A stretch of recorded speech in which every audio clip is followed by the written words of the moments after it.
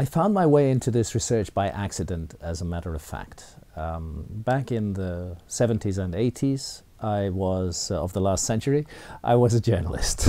And my last role as a journalist was as the East Africa correspondent for The Economist. And I was based in Nairobi, in Kenya, and I covered the whole region. And my total focus was on current affairs. I didn't really have any interest in ancient mysteries. But as part of my work for The Economist, I needed to go quite regularly to Ethiopia. And in Ethiopia, I came across an intriguing ancient tradition. I think, as is widely known, Ethiopia claims to possess the lost Ark of the Covenant, as in the Indiana Jones movie. Really initially I just looked at it as a good story. It sounded to me like an interesting story. Could there be anything to this? And I began to investigate it as I would investigate any story. But the investigation threw up new information that I hadn't expected, which began to make some sense of the Ethiopian claim. And in this way, as a result of researching that story, I found myself needing not only to travel to Ethiopia, but to other countries as well, Egypt, for example. You can't tell the story of the Ark of the Covenant without touching on the issue of Moses. And Moses, as we know, according to the Bible, spent time in Egypt. And I needed to go to Egypt, and that put me in front of the Great Pyramid.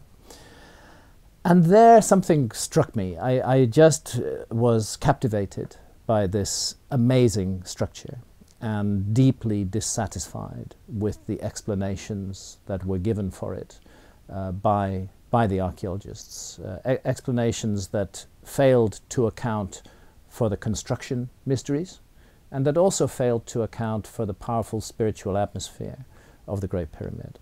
And this led me to want to investigate further, and that planted the seeds for my book, Fingerprints of the Gods, that was published in 1995.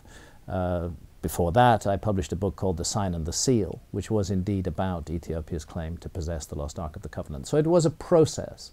I was drawn into investigating ancient mysteries step by step. There was at no moment that I decided, oh, this is what I'm going to do. It just became a natural extension of my life. And I was able to apply, I suppose, the skills that I'd learnt in journalism to this investigation and to this study. What I realized, just as the academics, the archaeologists, the Egyptologists, talk a lot of nonsense, so also there are many on the alternative side who also talk nonsense.